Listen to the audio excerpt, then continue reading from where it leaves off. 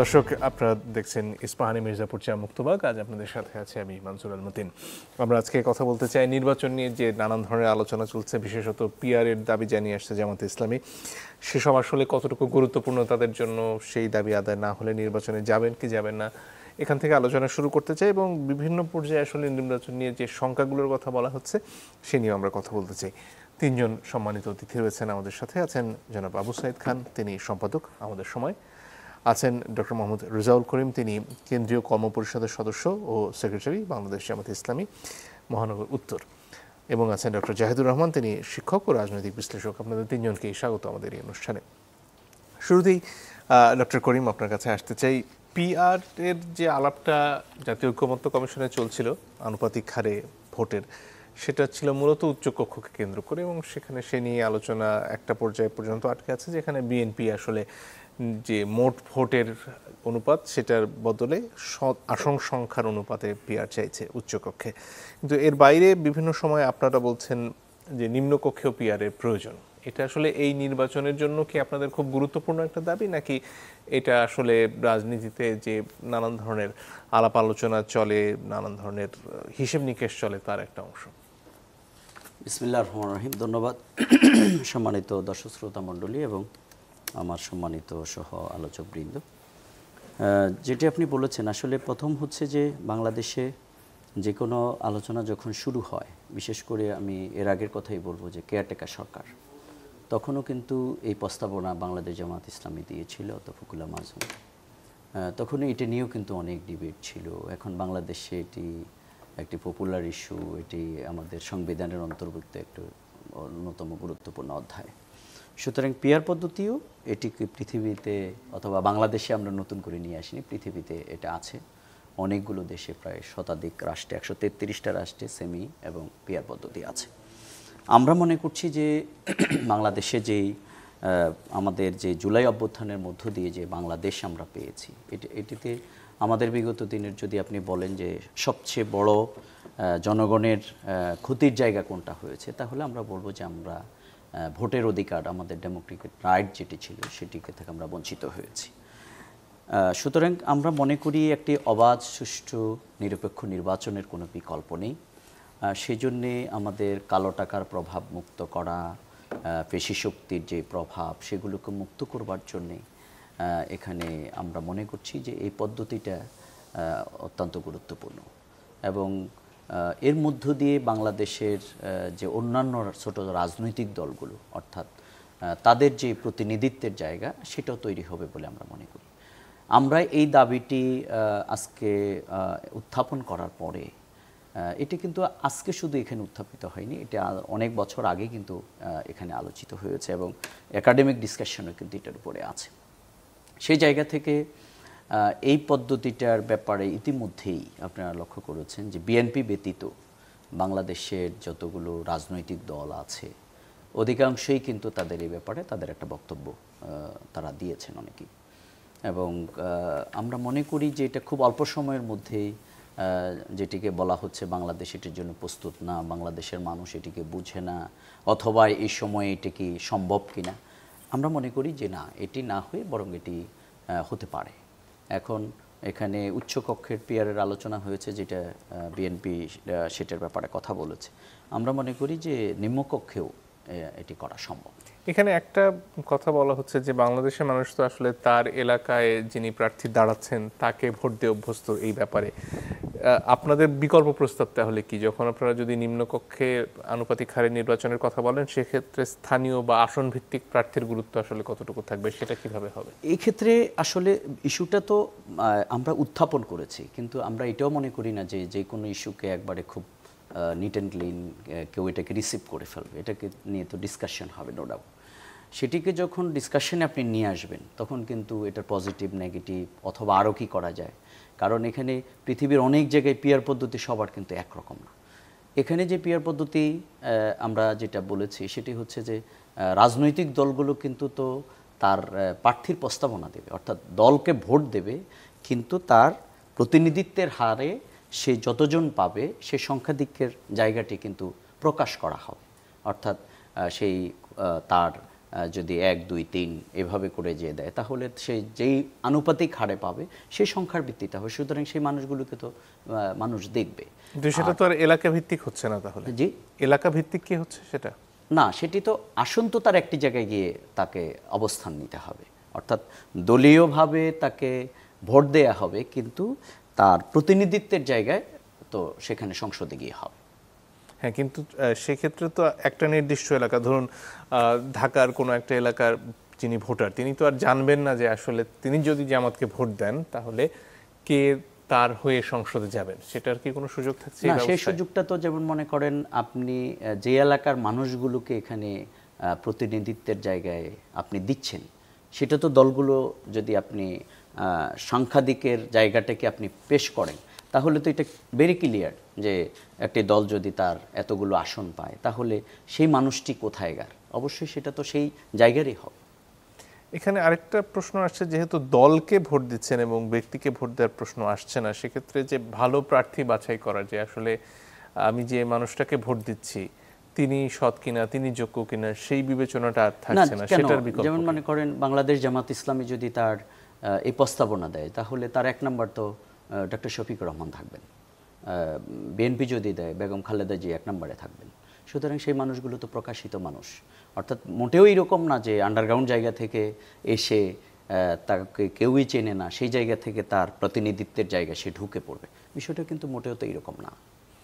জি, ধন্যবাদ। জনাব খান, আপনার কাছে এই পর্যায়ে আসতে চাই, এই যে নানান ধরনের বিতর্ক এবং সব কিছু ছাপিয়ে এক ধরনের আশঙ্কা কেন যেন ঘুরে ফিরে, যে নির্বাচন হচ্ছে কিনা, এখন পর্যন্ত এই শঙ্কার জায়গাটা কি এই যে আসলে জামাতের মতন দলের তরফ থেকে বিভিন্ন পর্যায়ে বলা হয় যে পিআর না হলে তারা নির্বাচনে যাবেন না, বা এনসিপির তরফ থেকে বিভিন্ন পর্যায়ে বলা হয়েছে যে সংস্কার এবং বিচার নিয়ে যথেষ্ট অগ্রগতি না হলে তারা নির্বাচনে যাবেন না, এই যে নির্বাচনে যাব না যে বিভিন্ন সময় রব ওঠে, সেটাই কি নির্বাচন নিয়ে শঙ্কার মূল কারণ, নাকি এর বাইরেও আরও কিছু আছে? আচ্ছা, প্রথমত হচ্ছে যে পিআর পদ্ধতি সঠিক কি বেঠিক এটা আর একটা আলোচনার বিষয়, কিন্তু এই মুহূর্তে এটা ইস্যু করা ঠিক কিনা এটা হচ্ছে এই মুহূর্তের বিবেচ্য বিষয়। কেননা পিআর পদ্ধতি, যেমন ব্যক্তিগতভাবে আমিও পিআর পদ্ধতির পক্ষে। আমি 1991 সালে নির্বাচনের পর পিআর পদ্ধতি নিয়ে লিখেছি, তারপরে বোধহয় ডজনখানেক তারও বেশি আর্টিকেল লিখেছি, কিন্তু আজকের বাস্তবতায় এটা কি সম্ভব কিনা। তো আমার কাছে মনে হয় যে যখন একটা নির্বাচন দরকার, অথবা এখন পিআর পদ্ধতি কিভাবে হবে, তো পার্লামেন্ট র্যাটিফাই করা ছাড়া এই পদ্ধতি হতে পারে কিনা। আর এই পদ্ধতির সঙ্গে তো একটা ঐক্যমত্য দরকার, জাতীয় ঐক্যমত্য। তো এখানে বৃহত্তর দল বিএনপি চাইছে না, অনেক দলই চাইছে না। তো সেই ক্ষেত্রে পিআর পদ্ধতিকে সামনে রেখে আন্দোলন করা, সেটাও অন্য কিছু ইঙ্গিত দেয়। তখন একটা মনে হয় যে বোধহয় যে আন্দোলনটাকে বানচাল করার জন্য কিংবা বিলম্বিত করতে, অন্তর্বর্তী সরকারের কার্যকাল আরও একটু বিলম্বিত করার জন্য এটা করা হচ্ছে কিনা, এই ধরনের প্রশ্ন কিন্তু এসে যায়। আর একটা প্রশ্ন হচ্ছে যে এই পিআর পদ্ধতি উচ্চকক্ষের ব্যাপারে কিন্তু আলোচনা ছিল, এবং সেই আলোচনা সামনে রেখে বিএনপি, জামাত সহ সব দলই কিন্তু অংশগ্রহণ করেছে, সেখানে উচ্চ কক্ষে পিআর হবে কিনা। তো কিন্তু সেখানে আবার পার্লামেন্টে অর্থাৎ সাধারণ নির্বাচনের ক্ষেত্রেও পিআর পদ্ধতি নিয়ে আসা, এটা কিন্তু এক ধরনের সন্দেহের উদ্যোগ করে। এইটা আমার কাছে মনে হচ্ছে যে তার যে পলিটিক্যাল স্ট্যান্ড, বিএনপি কিংবা এনসিপির যে অবস্থান, এখানে কোনটা ঠিক। তারা আলোচনার মধ্য দিয়ে তারা যে মেসেজ দিয়েছে, আলোচনা অংশগ্রহণের মধ্য দিয়ে, সেটাই ঠিক না মাঠেরটা ঠিক, না এর পিছনে অন্য কোনো উদ্দেশ্য রয়েছে, সেই ধরনের প্রশ্ন আসে। আর একটা হচ্ছে আজকের বাস্তবতায় তো কোনো ক্রমেই তো একটা রাজনৈতিক ঐক্যমত্য ছাড়া এখানে এই ধরনের একটা পদ্ধতি ইন্ট্রোডিউস করা যায় না। আর এটা কীভাবে করবে? সংবিধানে যেটা নেই, তাহলে সংবিধানে যেটা নেই, এই ধরনের একটা রাষ্ট্রীয় পলিসি কেবলমাত্র একটা অর্ডিন্যান্স কিংবা ঐক্যমত্যের ভিত্তিতে কিংবা কোনো রকম এটা কি সম্ভব কিনা, এবং সেটা কতটুকু যুক্তিসঙ্গত আমাদের বোঝা দরকার। যে বর্তমান সরকার কিন্তু এই সংবিধানের অধীনেই তারা গঠিত হয়েছে, এবং এখানে আদালত থেকে অনুমোদন নিয়েই তারা কার্যক্রম পরিচালনা করছে। তো সেই সরকারের পক্ষে তো অন্য পদ্ধতি এখানে ইন্ট্রোডিউস করা এটা সম্ভব কিনা, কিংবা রাজনৈতিক দল, তো এটা দেশের মালিক তো জনগণ, অর্থাৎ জনগণের ইচ্ছাই কোনো পদ্ধতির পরিবর্তন হতে পারে, অতএব জনগণের ইচ্ছার জন্য একটা নির্বাচন দরকার এবং সেই নির্বাচনটাই হওয়াটা উচিত।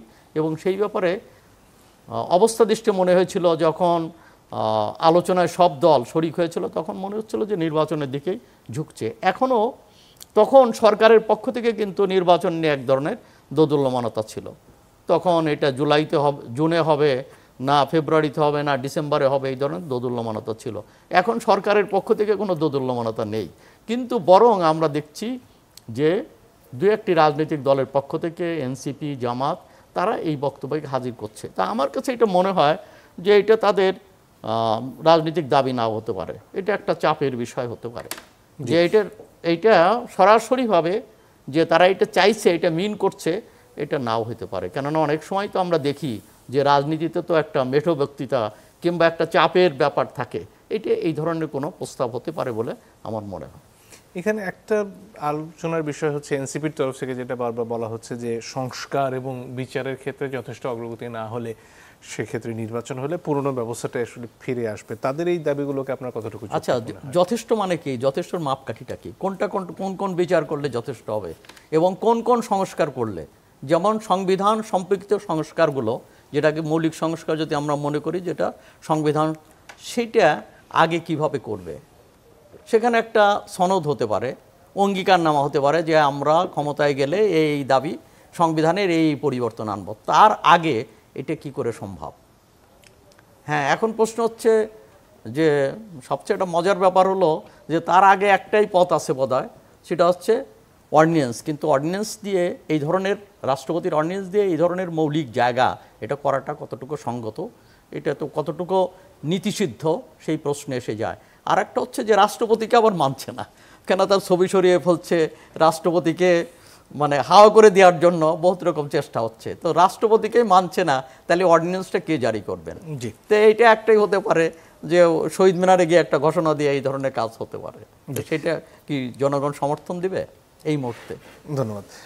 ডক্টর জাহেদ, আপনার কাছে আসতে চাই। এই যে নানান ধরনের শঙ্কা, তার মধ্যে একটা বড় কথা ঘুরে ফিরে বারবার আসে যে আসলে পুরনো ব্যবস্থায় আমরা ফিরে যাব কিনা নির্বাচন হলে, এবং আবার আরেকজন শেখ হাসিনা তৈরি হয়ে যাবেন কিনা এই মৌলিক পরিবর্তনগুলো না করলে বা বিচারে যথেষ্ট অগ্রগতি না হলে। এই ব্যাপারে যে শঙ্কাগুলোর কথা এনসিপির তরফ থেকে বিশেষত বলা হচ্ছে, সেটার ব্যাপারে আপনার অভিমত কি? মানে আমি খুব এক্সাজারেশন দেখি। আমি আমাদের সংবিধান এবং আইনের প্রচুর পরিবর্তন লাগবে না এটা মনে করি না। মানে কেউ যদি মনে করেন সংবিধান পরিবর্তন করে শেখ হাসিনা হওয়া ঠেকানো যাবে, তারা এই মুহূর্তে পৃথিবীর সংকটটা আইডেন্টিফাই করতে পারেন নাই। আমি একেবারে দায়িত্ব নিয়ে কথাটা বলছি। যারা মনে করেন সংবিধানে এটা ঢুকিয়ে দিলে শেখ হাসিনা তৈরি হবে না, একেবারেই ভুল ধারণা। গ্লোবাল একটা টেন্ডেন্সি আছে ফ্যাসিবাদী সরকার বা ফ্যাসিবাদী শক্তি রাষ্ট্র ক্ষমতায় পাওয়ারফুল হয়ে ওঠা নিয়ে। ট্রাম্প একজন ফ্যাসিস্ট, অ্যাটলিস্ট উগ্র ডান বলবেন আপনি তাকে। আমি ফ্যাসিস্ট বলি। আমাদের পাশের দেশ, এত বড় গণতন্ত্রের দেশ বিজেপি, একটা ফ্যাসিস্ট দল ক্ষমতায় আছে। ইউরোপের মাটিতে, ইটালিতে, ব্রাদার্স অফ ইটালি একেবারে মুসোলিনির ওই ফ্যাসিস্ট দলের সাথে অ্যালাইন্ড।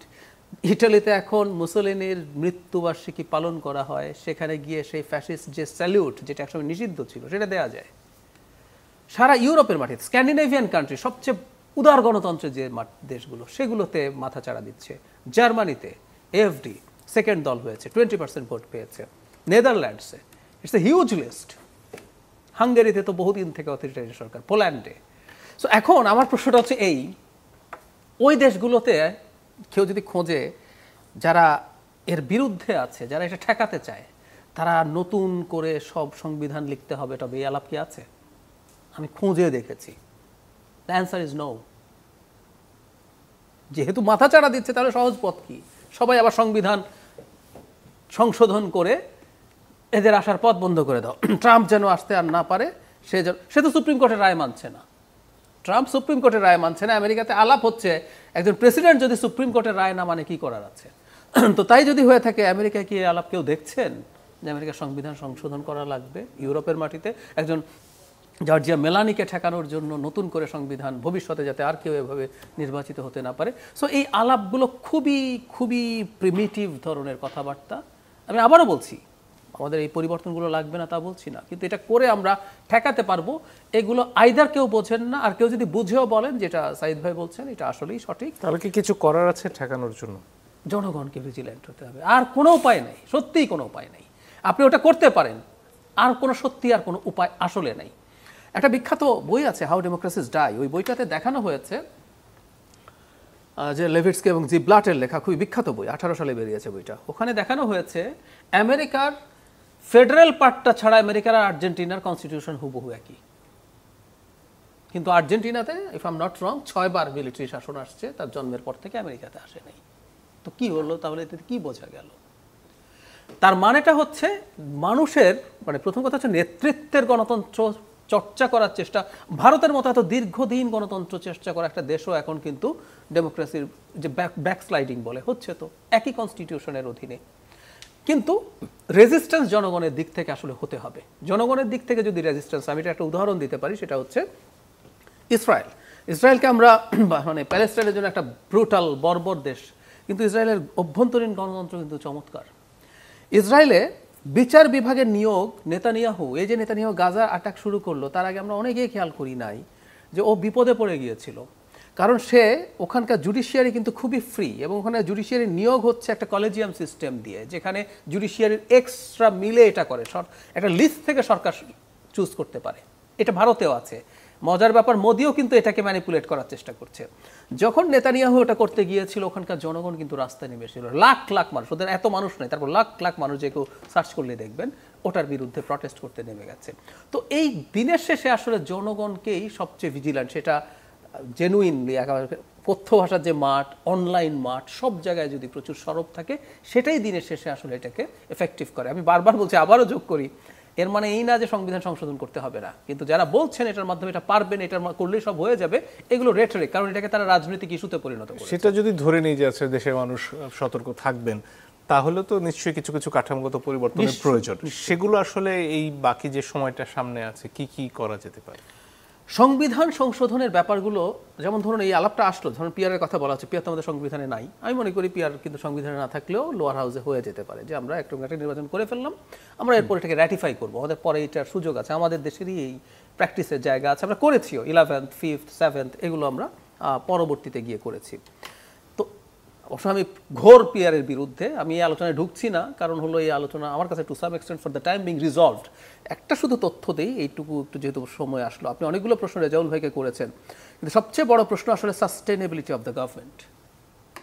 বাংলাদেশে অ্যারাউন্ড 40% ভোট পেয়ে জেনারেল মেজরিটি পাওয়া নিশ্চিত, 170-80টা সিট পেয়ে যেতে পারে, কিন্তু আমাদের এক্সিস্টিং সিস্টেমে 40% ভোট পেলে 120 সিটস পায়, তার আরও 31 সিটস লাগবে সরকার ফর্ম করার জন্য। মজার ব্যাপার, রেজাউল ভাইয়ের দল কিন্তু আর্টিকেল 70 পুরোপুরি তুলে দেন নাই, খেয়াল করবেন। আর্টিকেল 70-তে অনাস্থা ভোট দেয়া যাবে না, এটা কিন্তু জামায়াতও একমত, ইজন্ট ইট? কারণটা কি? কারণটা হচ্ছে এটা যদি তুলে দেয় সরকার আনস্টেবল হয়ে যাবে, ইজন্ট ইট? আর্টিকেল 70 তো ভারতে নাই, এরকম কোনো আর্টিকেল তো ভারতে নাই, ভারতে তো কেনাকেনি করে তারা সরকার চেঞ্জ করে, কিন্তু মানে জামায়াতে ইসলামী সরকারের স্টেবিলিটিতে বিশ্বাস করে বলে আর্টিকেল 70 মধ্যে কিছু কিছু শর্ত রেখেছে। সেই জামায়াত তাহলে কিভাবে আপনি লোয়ার হাউসে পিয়ারের কথা বলেন? ভাইয়া বলছেন কালো টাকা পেশি শক্তি দূর হবে, একেবারে ভুল ধারণা। আমার দল যদি পার্টিসিপেট করে, আমি একজন নেতা পাঠাবো যে তুমি এই এলাকা কিন্তু আমার মেজরিটি নিশ্চিত করো, ও আবার সেই কালো টাকা পেশি শক্তি ব্যবহার করবে। বরং এখন যেমন লোকাল জনগণের প্রেসারে কেউ কেউ নমিনেশন পেতে পারে, তখন এটা একচ্ছত্রভাবে দলের প্রধান কাকে দেবেন পুরোপুরি এটা কালো টাকার উপরে ডিপেন্ড করতে পারে, যে টপকে টাকা দিয়ে হতে পারে। এগুলো সব সম্ভব। যাই হোক, এগুলো আরেকটা কথা একটু বলি, কতশো দেশে কোথায় কি আছে এগুলো ইস্যু না, কারণ বলি তত্ত্বাবধায়ক সরকার তো কোথাও ছিল না, এই মুহূর্তে পাকিস্তান ছাড়া কোথাও নেই। তো আমরা যদি বলি পৃথিবীতে মাত্র একটা দেশে আছে, তাই তত্ত্বাবধায়ক সরকার দরকার নাই, স্ট্যাটিস্টিক্স দিয়ে তা বলা যায়। আমার বাস্তবতা, আমাদের পাশে নেপালে কাজ করেছে, আমাদের মতো একটা গণতান্ত্রিক দেশ, নেপালের কি অবস্থা হয়েছে পিআর করে, এটা আমাদের চোখের সামনে জাজ্জল্যমান প্রমাণ আছে। আর বাংলাদেশের কথা বলাই বাহুল্য, 31টা সিট দেওয়ার বিনিময়ে আমার এই মন্ত্রণালয় দাও, সকাল বিকাল হুমকি, আমাকে এই প্রজেক্ট দাও, এটা যদি না হয় আমি সমর্থন প্রত্যাহার করব, এগুলো আমরা বুঝতে পারি। তবে এটার যেহেতু গুরুত্ব আমরা দিতে চাই, সেজন্যই কিন্তু আমরা একটা হাইব্রিড সিস্টেমের আলাপ করেছিলাম, যে একটা আপার হাউস হবে, সেখানে এই জিনিসটা বিবেচনা। অনেক ধন্যবাদ। একটা বিরতির সময় হয়ে গেছে দর্শক, একটু পরে ফিরে আসছি, আশা করি সাথে থাকবেন।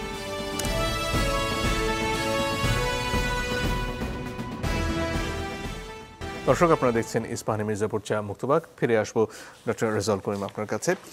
জামাত ইসলামের প্রসঙ্গ যখনই আসে নির্বাচনকে কেন্দ্র করে জনগণের কাছে যাওয়ার প্রসঙ্গ, তো তখন মুক্তিযুদ্ধের প্রসঙ্গটা স্বাভাবিকভাবেই ঘুরে ফিরে আসে এবং সেই ব্যাপারে আপনারা অবস্থান পরিষ্কার করতে পারছেন কিনা সেটা একটা বড় প্রশ্ন হয়ে দাঁড়ায় বিভিন্ন সময়। সাম্প্রতিক সময়ে টিএসসিতে ছবি টাঙানো নিয়েও এক ধরনের বেশ বড় বাক বিতণ্ডার মুখোমুখি পড়ল ছাত্র শিবির। এই ব্যাপারে আসলে জামাত ইসলাম কি তাদের অবস্থান পরিষ্কার করার প্রয়োজন মনে করে কিনা? ধন্যবাদ। আমি মনে করি আজকের এই সময়ে এসে এই প্রশ্নটা খুবই অপ্রাসঙ্গিক। বাংলাদেশ জামাত ইসলামী তার যুদ্ধকালীন সময়ে দেশের স্বাধীনতার প্রশ্নে যে বক্তব্য, এটা অনেকবার দিয়েছে এবং বিশেষ করে আপনি যদি বলেন যে এ ব্যাপারে জামাত তার বক্তব্য ক্লিয়ার করেছে কিনা, আমি মনে করি এটা খুবই পরিষ্কার। এবং দেশ যে আজকের আধিপত্যবাদের ভারতের কবলে পড়েছে, জামাতের তৎকালীন ভূমিকা, আজকের এখানে এসে আপনার যেই অন্যান্য রাজনৈতিক দলগুলোর মধ্যে যে রাজাকারের অবস্থান, এটা বিগত দিনে এই সরকারে কিন্তু তালিকা প্রকাশ করেছে। শেখ হাসিনাকে এই ক্ষেত্রে একটা ধন্যবাদ দিতে হয় যে সে একটা তালিকা প্রকাশ করেছিল যে কোন দলে রাজাকার কত। তার দলে সবচেয়ে বেশি ছিল 8,900 কতজন, এবং বিএনপিতে হলো তার দ্বিতীয় অবস্থান, এবং আমাদের এখানে 37 জন পাওয়া যায়। সুতরাং আমাদের এই বক্তব্যটা জামাতের উপরে যেটি দেয়া হচ্ছে, আমাদের একটি রাজনৈতিক দল হিসেবে যুদ্ধে জামাত অংশগ্রহণ করতে না পারার যে ব্যর্থতা অথবা না করতে পারা, সেটা একটা অন্য ইস্যু। এটা পৃথিবীর অনেক জায়গায় আছে যে তার স্বাধীনতা যুদ্ধে পক্ষে বিপক্ষে শক্তি থাকা। কিন্তু যে ব্লেম দিয়ে আজকে জামাতের নেতৃবৃন্দকে হত্যা করা হয়েছে, সেটি আপনি নিজেও একজন আইনজীবী, এটা কিন্তু অলরেডি জাস্টিফাই।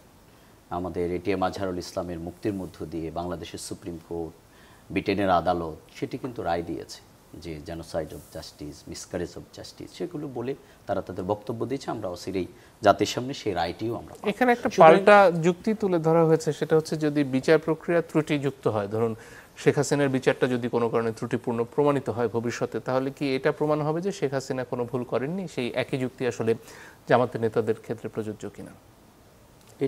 এই প্রশ্নটা আমি আপনার থেকে প্রত্যাশা করিনি, কারণ জামাত নেতৃবৃন্দের বিরুদ্ধে যেই বিচার করেছে সেটি ছিল অত্যন্ত অনেকগুলো অসত্য জিনিস সেভ হোম তৈরি করার মাধ্যমে, মিথ্যা সাক্ষী দিয়ে। তার অন্যতম একজন সাক্ষী হচ্ছে শুকরঞ্জন মালিক, যাকে কোর্ট থেকে তাকে নিয়ে যাওয়া হয়েছে। পরবর্তীতে সে আবার সাইদি সাহেবের জানাজা এসে বলেছে যে আমি অন্য ধর্মের লোক, কিন্তু আমি সাক্ষী দিচ্ছি দিল্লা রাজাকার এবং দেলোয়ার হোসেন সাইদি কিন্তু এক না।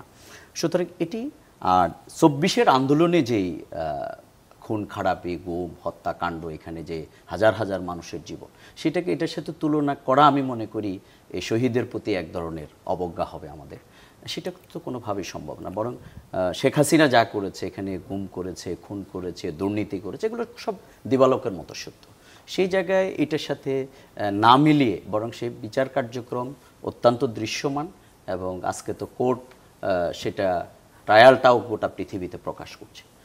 সুতরাং আমরা মনে করি যে আজকের যে প্রেক্ষাপট, জুলাই বিপ্লবের মধ্য দিয়ে যে বাংলাদেশ, আমাদের এই বাংলাদেশে কিন্তু আমাদের যেই ঘোষণাপত্র যেটি দেয়া হয়েছে, এটি কিন্তু অন্যান্য রাজনৈতিক দলগুলোর মধ্যে হতাশা কিন্তু ছিল, মিশ্র প্রতিক্রিয়া ছিল।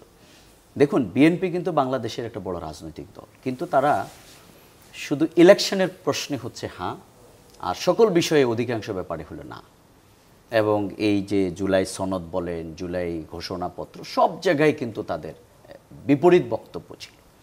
কিন্তু আমরা এখন মনে করি যে এই জায়গায় এসে আজকের যে সংকটটা তৈরি হয়েছে, আমাদের সংবিধান সংশোধন, আমি প্রথম মনে করি যে বাংলাদেশের রাজনৈতিক নেতৃত্বের মনের সংস্কারটা সবচেয়ে বেশি দরকার।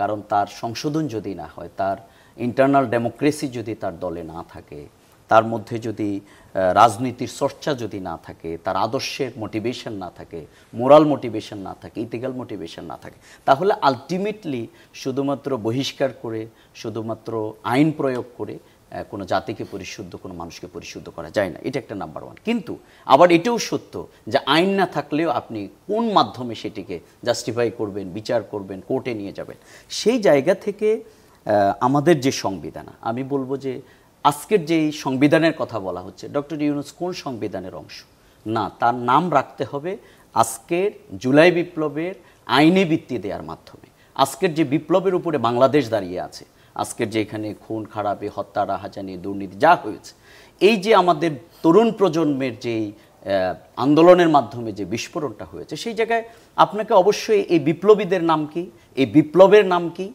এই বিপ্লবীদের কন্ট্রিবিউশন কি, তাদের জাতি তাদেরকে কিভাবে দেখবে, সেটি যদি আপনি আইনিভাবে যদি না দেখেন, তাহলে আপনি একটা কাগজ ঘোষণা করলেন, সেটি তো কখনো হয় না। বরং আপনাকে এই জুলাই বিপ্লবের আইনি সনদকে আইনি ভিত্তি দেওয়ার মাধ্যমেই আমরা মনে করি সেই জায়গাটা নিশ্চিত করা সম্ভব। এই জন্য বাংলাদেশ জামাত ইসলামী মনে করে যে আজকের এই সরকারের দুটি অগ্রগতি আছে ডক্টর ইউনূস সাহেবের। একটি হচ্ছে তিনি অর্থনৈতিকভাবে একটি জায়গায় পৌঁছানোর চেষ্টা করেছেন, তিনি একজন অর্থনীতিবিদ। আরেকটি হচ্ছে আমাদের যে 15 বছরের এখানের গণতন্ত্র হরণ, এটিকে মুক্ত করবার জন্য, অর্থাৎ যে দেশের কারণে আমাদের গণতন্ত্রটা হরণ হয়েছে, যারা আমাদের এটিকে হরণ করার ক্ষেত্রে আওয়ামী লীগকে পরাজিত করেছে, তাদের চোখে চোখে চোখ রেখে তিনি কিন্তু কথা বলেছেন। কিন্তু বিকল্পভাবে এখানে আইন শৃঙ্খলা পরিস্থিতি অথবা এইটাকে যে এত বড় ম্যান্ডেট নিয়ে তার যে সরকার, সেই জায়গায় তার অনেকগুলো ইনএফিসিয়েন্সি এবং অনেকগুলো লোক যে এখানে উপদেষ্টা আছেন এবং যারা দিনের ভোটটা রাতে করে, রাতের ভোট দিনে করেছে, এই যে ফেসিবাদের লোকগুলো বিভিন্ন জায়গায় আছে, এই জায়গায় তিনি কিন্তু ব্যর্থতার পরিচয় দিয়েছেন। ধন্যবাদ। ডক্টর জাহেদ, আপনার কাছে আসতে চাই। আওয়ামী শাসন আমলে মুক্তিযুদ্ধে পক্ষে বিপক্ষে দেশকে ভাগ করা এবং সেভাবে তাদের শাসনকে দীর্ঘায়িত করার একটা প্রয়াস তো স্পষ্টতই ছিল, কিন্তু এই মুক্তিযুদ্ধ কেন্দ্রিক যে বিতর্ক বা যে রাজনৈতিক বিভাজন, সেটার অবসান একভাবে জুলাইয়ের পরে করার কথা হয়তো ছিল, সেটা আসলে করা গেছে কিনা, নাকি এটা আসলে আরো দীর্ঘমেয়াদী একটা বিতর্কের বিষয় রাজনৈতিক অঙ্গনে প্রাসঙ্গিক থেকে যাবে? আমার মনে হয় প্রাসঙ্গিক থেকে যাবে। আর বিভাজন সব ক্ষেত্রে শেষ হতে হবে কেন? গণতন্ত্র মানে বিভাজন, খুব ক্রুড ভাষায় বলছি, খুব ক্রুড ভাষায় বলছি, কারণ প্রত্যেকটা দল চায় তার নিজের যে চিন্তা। যেমন জামায়াতের শাসন, ওনারা যদি ক্ষমতায় আসেন, আমি ওনাদের খুব গুরুত্বপূর্ণ সদস্যকে বলতে শুনেছি, আমি তার সাথে পার্সোনালি কথা বলে এটা ক্ল্যারিফাই করতে চেয়েছি, যে জামাত বলছে তারা যদি আসে তারা খেলাফত বা শরিয়া কায়েম করবে। এখন শরিয়ার ব্যাখ্যা তাদের কাছে ভিন্ন, উনি আমাকে যেটা বোঝালেন। এটা কি বিভাজন না? সব মানুষ কি শরিয়া চায়? চায় না। সো উনি তো মানুষকে বিভাজিত করে ভোট পাওয়ার চেষ্টা করছেন। প্রবলেম নাই, কিন্তু আমি বিভাজনকে খারাপ বলছি না, গণতন্ত্র মানেই বিভাজন। আওয়ামী লীগের সঙ্গে একটা সমস্যা ছিল, সেই সমস্যাটার কথা একটু বলি। আওয়ামী লীগ মুক্তিযুদ্ধের সকল চেতনা, আমি সকল বলছি, মুক্তিযুদ্ধের একটা চেতনা ছিল, কিন্তু আওয়ামী লীগ মুক্তিযুদ্ধের চেতনাটাকে ব্যবহার করেছে অন্যের অধিকার হরণ করার জন্য, তার ফ্যাসিবাদকে চাপিয়ে দেওয়ার জন্য। একটা সময় পর্যন্ত সে ফ্যাসিবাদী ছিল, এরপর সে মাফিয়া হয়ে গেছে। সেটাকে চাপিয়ে দেওয়ার জন্য মুক্তিযুদ্ধের চেতনা, কেউ একজন এটার বাইরে একটা প্রশ্ন করলো, তাকে ধরে জেলে নিয়ে যাও, তাকে মেরে ফেলো পারলে। এইটা কোনোভাবেই হতে দেওয়া যাবে না। গণতান্ত্রিক রাজনৈতিক বিভাজন ইস্যু হিসাবে থাকবে এবং সেটা কোনোদিনও অন্য কারো বেসিক যে কনস্টিটিউশনাল এবং হিউম্যান রাইটস আছে সেগুলোকে ক্ষতিগ্রস্ত করার জন্য ব্যবহৃত হতে পারে না। নাহলে তো ধর্ম ইউজড হতে পারে, এভাবে হতে পারে না? পারে। কেউ একজন কোনো একটা কথা বলল, ওকে ইসলামোফোব ট্যাগ দেয়া হলো, ইসলাম বিদ্বেষী বলা হলো, আক্রমণ করার জন্য ডাকা হলো, সে ফেসবুকে সমানে হচ্ছে। তো সো শুধু মুক্তিযুদ্ধ না, ধর্ম বা যে কোনো বিশ্বাস, যে কোনো ইডিওলজি ফ্যাসিস্ট টুল হিসাবে ইউজড হতে পারে। ধর্ম নিয়ে কারো যদি কোনো রকম কোনো পয়েন্টে প্রবলেম হয়, ডিবেট হতে পারে, কিন্তু ট্যাগ করা এবং তার উপরে হুমকি তৈরি করা, এগুলো প্রবলেম্যাটিক। সো মুক্তিযুদ্ধ কেন একটা গুরুত্বপূর্ণ ইস্যু হবে না? কারণ জামায়াতে ইসলামী এখন ঘটনাচক্রে যেটা হয়েছে, যেহেতু আওয়ামী লীগ নিষিদ্ধ আছে, বাংলাদেশের দ্বিতীয় প্রধান বা দ্বিতীয় বড় রাজনৈতিক দল, এবং তার যে অতীত আছে সেই অতীত এখন আলোচনায় আসবে। রেজাউল ভাই বললেন ক্ষমার প্রশ্ন। আমি একজন নাগরিক হিসাবে আমার তো ভালো লাগছে না দেখতে। যুক্তরাজ্য সফরে গিয়েছিলেন এই বছরের 20 নভেম্বর 2024, আমি সমকাল থেকে পড়ছি। জনাব ডাক্তার শফিকুর রহমান বলছে, 71-এ আমরা কোনো ভুল করে থাকলে এবং তা যদি সন্দেহাতীতভাবে প্রমাণিত হয়, আমি জাতির কাছে ক্ষমা চাইব। আমি প্রায় একটা কথা বলি, আমি এখানেও একটু বলি। তর্কের খাতিরে ধরে নিলাম কোনো ফৌজদারি অপরাধের সাথে জামায়াত জড়িত নয়, তর্কের খাতিরে ধরে নিলাম, এটাই সত্য না? আচ্ছা ঠিক আছে, আমি তর্কের খাতিরে ধরে না, মানে আমি এটা ধরে নিচ্ছি। পাকিস্তান মিলিটারি বাংলাদেশের মানে পূর্ব পাকিস্তানের মাটিতে বসে যে হত্যাযজ্ঞ চালাচ্ছে, যে জেনোসাইড চালাচ্ছে, যে ম্যাস কিলিং চালাচ্ছে, যে ক্রাইম এগেন্স্ট হিউম্যানিটি করছে, রেপ খুন সব করছে, এটার মাধ্যমে দুই পাকিস্তানকে একত্রে রাখার চেষ্টা করছে পাকিস্তান মিলিটারি। এটাকে তো রাজনৈতিকভাবে জামাত সাপোর্ট করেছে, ইজন্ট ইট? এই যারা রাজনৈতিক সাপোর্টের কথা তারা স্বীকার করেন। আমি প্রায় বলি 25শে মার্চের আগ পর্যন্ত জামাত যদি বলে যে পাকিস্তান একত্রে থাকুক, আমি তার ওই অবস্থানকে পলিটিক্যাল অবস্থান হিসেবে মেনে নেই। কিন্তু সেই অপারেশন সার্চলাইটের পর প্রথম দিনই যে হত্যাযজ্ঞ শুরু হয়েছে এই জাতির ওপরে, এরপর থেকে একে রাজনৈতিক সমর্থন দেওয়া একটা ক্রাইম আমি মনে করি। খেয়াল করবেন, আমরা অনেক পুরো সাংবাদিকের বিচার চাইছি না, ওরা গিয়ে কি খুন করছে? দেওয়ার কোলাবোরেটর, যে শেখ হাসিনা যে খুন করছে তাতে তারা সমর্থন দিয়েছে, জামাত সমর্থন দিয়েছে। সো এটাকেও বড় ক্রাইম হিসাবে আমি দেখতে চাই। সো বাংলাদেশের এই আলোচনায় এগুলো থাকবে, তো রাজনীতিতে এগুলো ইস্যু হিসেবে থাকবে। আমি আবারও বলি, এটার মাধ্যমে জামায়াতের আবার অধিকার হরণ করা হবে যে জামাত তুমি এটা মানো না, সুতরাং এটা বলে আমি তার উপরে অন্যায় কিছু চাপিয়ে দেব, জামাত ইসলামী বা তার কর্মীদের মানবাধিকার হরণ করব, আমি এটার বিরুদ্ধে। কিন্তু পলিটিক্যাল এসব নিয়ে বিএনপি বা অন্য কোনো দল জনগণের কাছে যাবে, বিএনপি বলবে তোমরা জামাতকে ভোট দিও না বিকজ এটা, জামাত আবার বলবে তুমি বিএনপিকে ভোট দিও না বিকজ এটা। সো গণতান্ত্রিক ব্যবস্থা মানেই বিভক্তি, এটা থাকতে। জি, ধন্যবাদ। ডক্টর জনাব আবু সাঈদ খান, আপনার কাছে পর্যায়ে আসতে চাই। এই যে রাজনৈতিক নানান ধরনের বিভেদের কথা আসে, বিভিন্ন সময় মতপার্থক্যের কথা আসে, কিন্তু তারপরেও একটা সময় পর্যন্ত বলা হচ্ছে যে ন্যূনতম যে ঐক্য জুলাইয়ের পরে অর্জিত হয়েছিল সেটা যাতে রক্ষা করা যায়। সামনে নির্বাচন করার জন্য এই রাজনৈতিক দলগুলোর মধ্যে একটা ন্যূনতম মতৈক্যকে আপনি দেখেন যে সবাই মিলে আসলে আমরা কি নির্বাচনের দিকেই চলেছি? না, সেটা দেখছি না। হ্যাঁ, তবে বিএনপি সহ অনেক দল তো তারা নির্বাচনমুখী। আবার আরেকটা হচ্ছে যে কিছু মানে দ্বৈততাও দেখি, যেমন এনসিপি এবং জামাত আরও দু একটা দল, তারা একদিকে বলছে যে সংস্কার ছাড়া বিচার ছাড়া তারা নির্বাচনে যাবে না, এগুলো শেষ করে কিংবা তারা নির্বাচনে যাবে। অন্যদিকে তারা বিভিন্ন এলাকায় তারা প্রতীক বরাদ্দ, নিবন্ধন করা, বিভিন্ন এলাকায় প্রার্থী দেওয়ার বিষয়টি সহ তারা কাজ করছে। তো এটা তাদের বক্তব্য কোনটা, এটা আমার কাছে স্পষ্ট না। সেই জন্য আমি মনে করছিলাম, আগেও বললাম যেটা মনে হয় যে তারা একটা চাপের এটা করছে। আর একটা হচ্ছে জামাতের রাজনীতিতে তো এক ধরনের দোদুল্যমানতা তো দেখাই যায়, যে বিভিন্ন সময় তারা এই ধরনের দোদুল্যমান অবস্থানে ছিল। অতীতেও মানে আমি ৭১-এর কথা বাদ দিলাম, ৭১-এ তাদের দোদুল্যমান ছিল না, ৭১-এ তাদের অবস্থান স্পষ্ট ছিল এবং সেটা পাকিস্তানি হানাদার বাহিনীর পক্ষে ছিল, রাজনৈতিকভাবে সমর্থন দিয়েছিল এবং কার্যত তারা কি করেছিল সেগুলোরও তো দালিলিক প্রমাণ আছে। সে আলোচনা একটা বড় আলোচনা, আমি সেখানে যাচ্ছি না। কিন্তু পরবর্তীতে আমরা দেখলাম যেমন ৮৬-তে তারা মুভমেন্টে ছিল, আবার নির্বাচনের পক্ষেও চলে গেল হঠাৎ করে, কিংবা বিভিন্ন সময়ে তারা অবস্থান ত্যাগ করেছে।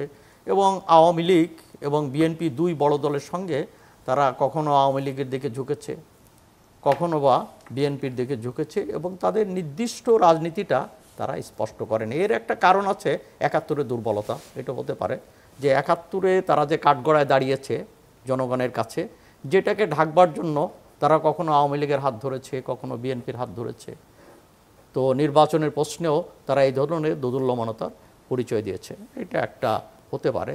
তবে যেটাই হোক, যে জনগণের ইচ্ছাটাই শেষ কথা এবং বাংলাদেশের জনগণ যে কোনোভাবেই হোক, যেমন জনগণ চেয়েছে শেখ হাসিনার পতন এবং সেখানে শেখ হাসিনা প্রশ্নে তার সমস্ত রকম শক্তি, রাজনৈতিক শক্তি সব কিছু ব্যবহার করার পরেও জনগণের কাছে তাকে নতি স্বীকার করতে হয়েছে। তো আজকেও জনগণের মাঝে এক ধরনের একটা মানে আকাঙ্ক্ষা তৈরি হয়েছে যে নির্বাচনী সমাধান, কেননা তারা মনে করছে যে এই ধরনের অবস্থা এটা টিকে দেশের জন্য মঙ্গলজনক না। ব্যবসায়ীরা বলছে তারা নিশ্চয়তা পাচ্ছে না, বাইরের ইনভেস্টররা আসছে না, অর্থনৈতিক একটা হ্যাঁ কিছুটা সাফল্য হয়েছে, কিছুটা পরিবর্তন এসছে, কিন্তু সামগ্রিক পরিবর্তনের জন্য এখানে একটা রাজনৈতিক স্থিতিশীলতা দরকার এবং সেটা নির্বাচনের মাধ্যমে হতে পারে। এটা এক ধরনের জনমত গঠিত হয়েছে এবং সংবাদকর্মী হিসাবে কিংবা একজন সাধারণ নাগরিক হিসাবে সেটা আমরা দেখতে পাই। তো সেই জায়গা থেকে আমার মনে হয় যে নির্বাচনের বিকল্প যেটা, সেটা হচ্ছে অস্থিরতা দিকে দেশ চলে যেতে পারে, এক ধরনের বিভাজন, আরও বড় করে বিভাজন তৈরি হতে পারে, সহিংসতার দিকে দেশ চলে যেতে পারে, যেটা মানুষ চাইছে না। জি, ধন্যবাদ। ডক্টর রেজাউল করিম, আপনার কাছে ফিরে আসি। যে প্রসঙ্গে আলোচনা করছিলাম নিশ্চয়ই সেখানে আপনার কাছে যোগ করার আছে। আর এটাও জানার চেষ্টা করছি যে শরিয়া আইনের কথা আপনারা বলেন, সেটার আসলে প্রকৃতিটা কি হবে?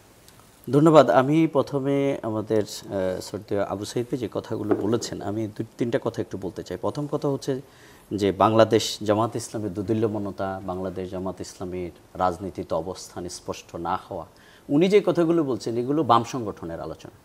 অর্থাৎ তাদের নিজেদেরকে স্পষ্ট করতে না পারার কারণে জনগণের সমর্থন না নিয়ে তারা রাজনৈতিক এতিম দলের মতো অবস্থান করছে। বাংলাদেশ জামাত ইসলামী এরকম কোনো পার্টি না। বাংলাদেশ জামাত ইসলামী আজকের সবচেয়ে জনপ্রিয় এবং মানুষ প্রতিদিন যেই দলের প্রতি সমর্থন জানাচ্ছে সেই রকম একটা দলের নাম হচ্ছে ঐতিহাসিক কয়েকটা ঘটনার কথা সুতরাং বলছিলেন, না, সেই সময়গুলো সেই সময়গুলো ইতিহাসের আলোচনা আজকে নিয়ে আসতে হবে আওয়ামী লীগের সব, বরং কেউ কেউ ওই পুরাতন বস্তা পচা রাজনীতি অথবা পুরাতনগুলো নিয়ে এসে শেখ হাসিনার যে তাজা রক্ত, খুন খারাপি, গুম খুন, আমাদের মায়েদের কান্না, এটাকে ঢেকে দিতে চান। এইরকম যারা করতে চান এরা হচ্ছে ফ্যাসিবাদের দোসর। আজকে তাদেরকে চিহ্নিত করতে হবে। 96 তে শেখ হাসিনার সাথে যে যুগপৎ আন্দোলন জামাতের, সেটা কি ভুল ইতিহাস? নো, আমি মনে করি আজকের 24-এর এই জায়গায় দাঁড়িয়ে স্বাধীনতা বিরোধী তারাই যারা লুটপাট করেছে, যারা মানুষকে খুন করেছে, যারা এই দেশের 15 বছর নির্বাচনের অধিকার কেড়ে নিয়েছে, আজকে স্বাধীনতা বিরোধী তারাই যারা মানুষকে খুন করেছে, শিশুকে খুন করেছে, আমাদের তরুণ প্রজন্মকে আজকে ধ্বংস করে দেওয়ার জন্য রাস্তায় নামছে, তারাই হচ্ছে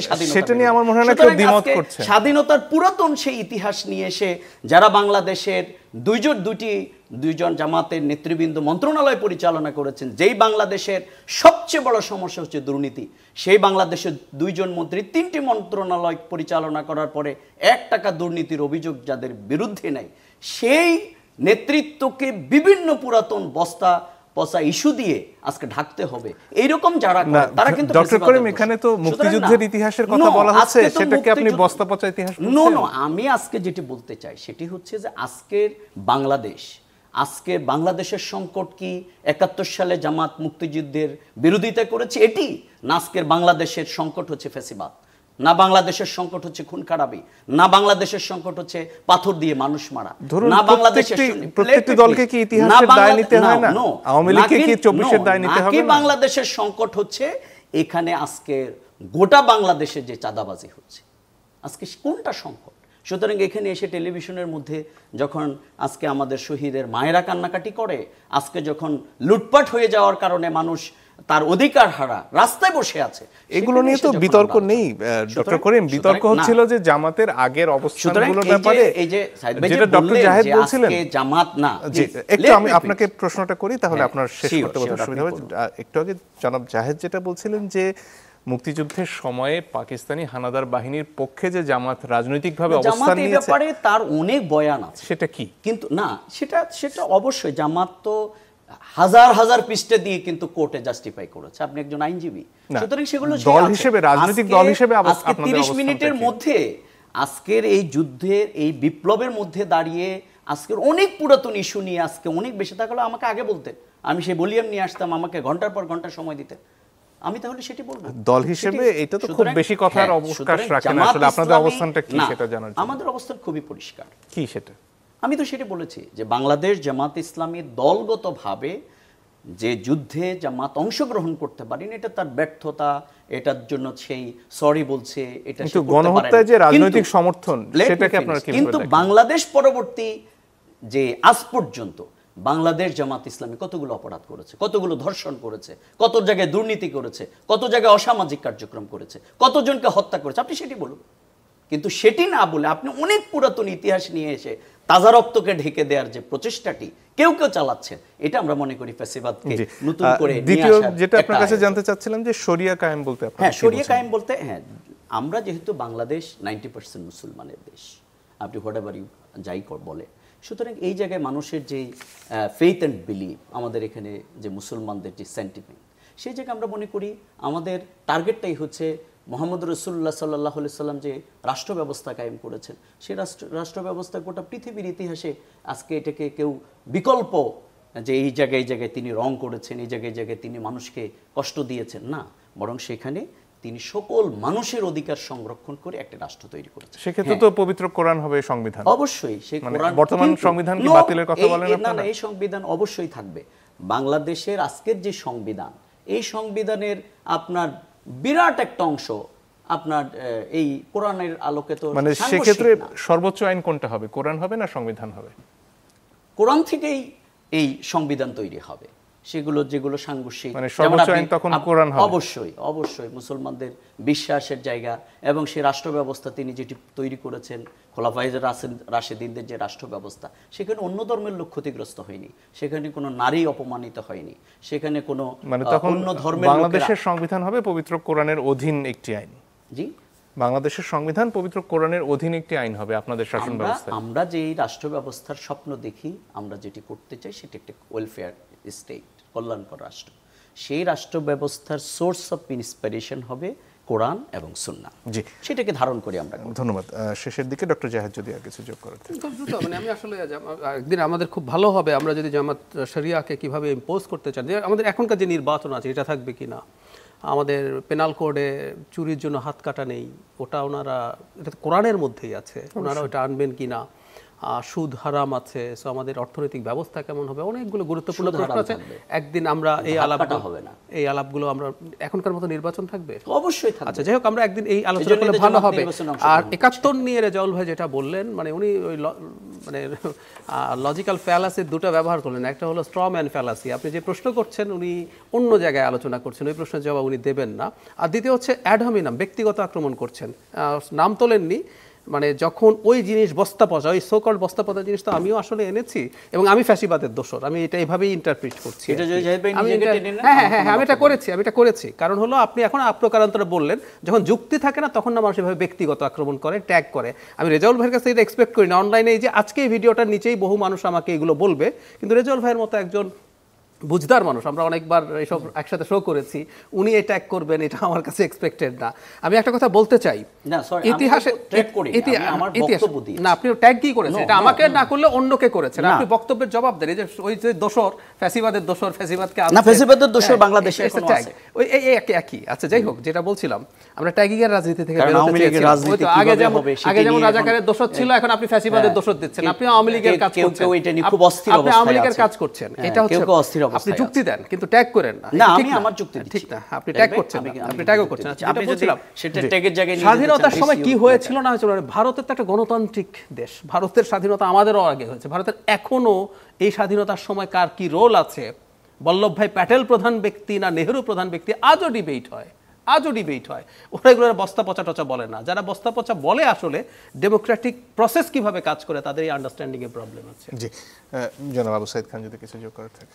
না, এখন প্রশ্ন হচ্ছে যে তাহলে কি আমরা 71-কে বাদ দিয়ে তো নতুন স্বাধীনতার কথা ভাববো চাইছেন? 24 এবং বিপ্লব বলছেন, এটা বিপ্লব না একেবারে, আমরা এই ডিবেট করতে প্রস্তুত আছি। আচ্ছা, তাহলে এই জায়গা যদি হয় যে এটা দ্বিতীয় স্বাধীনতা, দ্বিতীয় রিপাবলিক, তাহলে এটা আলোচনা হতে পারে। আর একটা হচ্ছে যে আমাদের যদি মুক্তিযুদ্ধের মধ্য দিয়ে বাংলাদেশের যাত্রা শুরু হয়, তো সেই যাত্রা পথে কারা বাধা ছিল সেগুলো চিহ্নিত হতে পারে, এবং যদি এখানে যদির কোনো ব্যাপার নাই, এখানে যারা অপরাধ করেছে এই যারা অপরাধ করেছে তাদেরকে 47 আপনারা ভারতের পক্ষে ছিলেন, পাকিস্তানের পক্ষে ছিলেন না, 47 নিয়ে জি আপনারা ভারতে ছিলেন, জি আপনারা ভারতের পক্ষে ছিলেন, এগুলো বলে আপনারা তো সব সময় আমরা 86 এর সাথে জি 86 এর সাথে অন্যদিকে 24 একমাত্র আমাদের সাথে ছিলেন, বাংলাদেশে 24 একমাত্র আমাদের সাথে ছিলেন, আর কোনোদিন ছিলেন আপনি আপনার রাজনীতি করেন, আমি আমার একজন করে বললে মনে হয় ভালো হয়। 86 তে এর সাথে গেছেন নির্বাচন করতে, জনগণ করুক, হাসিনার সাথে নির্বাচন করেন না, 86 তে এর সাথে সব সময় ইতিহাসে রং সাইডে ছিলেন, আপনি বলতেছেন যে রং সাইডে আপনার পর্যালোচনা বাংলাদেশের মানুষ জামাত ইসলামীকে প্রত্যাখ্যান করেছেন না,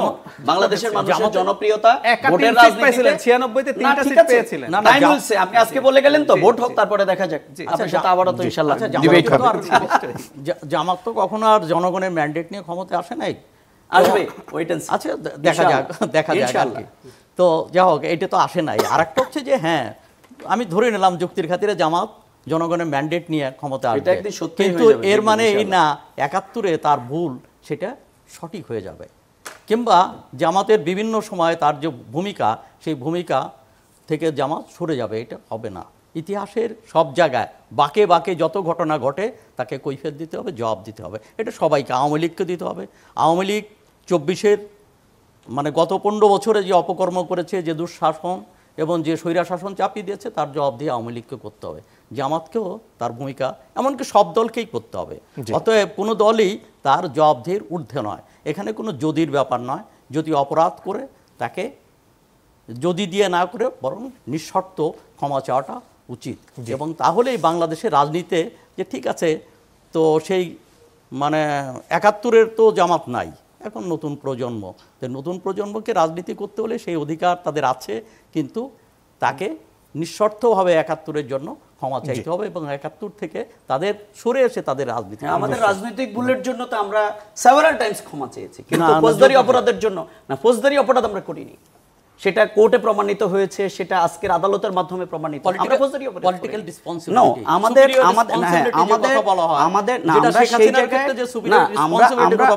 রাজনৈতিকভাবে আমরা যে যুদ্ধে অংশগ্রহণ করতে পারি না, এটা আমরা তো বলছি, অধ্যাপক গোলাম আযম বলেছে, আমাদের আজকের আমির বলেছে। সুতরাং যদি আর কোনো কিছু নাই, কিন্তু আমাদেরকে কোনোভাবেই ফৌজদারি অপরাধের সাথে সম্পৃক্ত করা, যুদ্ধে অংশগ্রহণ না করা এক জিনিস, না করে নিউট্রাল থাকা যায়, আর আপনি একজনের সাথে কোলাবোরেট করেছেন, তাকে রাজনৈতিকভাবে সমর্থন। এবং একটা কথা, পূর্ব পাকিস্তান সরকারে জামাতের মন্ত্রী ছিল, প্রাদেশিক সরকারে, তখন এখানে হত্যাযজ্ঞ চলে, জামায়াতের মন্ত্রী ছিল, সুতরাং আপনারা অ্যাক্টিভলি এটার পার্ট ছিলেন। যদি সময় হয় আমরা একদিন ডিটেইল আলোচনা করব, সেদিন বামদেরও আলোচনা হবে নিশ্চয়ই। আমি বাম সমর্থন করি, আজকে হচ্ছে বাংলাদেশ জামাত ইসলামী এগিয়ে যাচ্ছে, এই জন্য আমাদের উপরে আজকে সবাই অনেক ধন্যবাদ আপনাদের তিনজনকে আজকে আমাদেরকে সময় দেওয়ার জন্য। দর্শক আপনাদেরকে ধন্যবাদ জানাচ্ছি যারা এতক্ষণ আমাদের সাথে ছিলেন। বিদায় নিচ্ছি।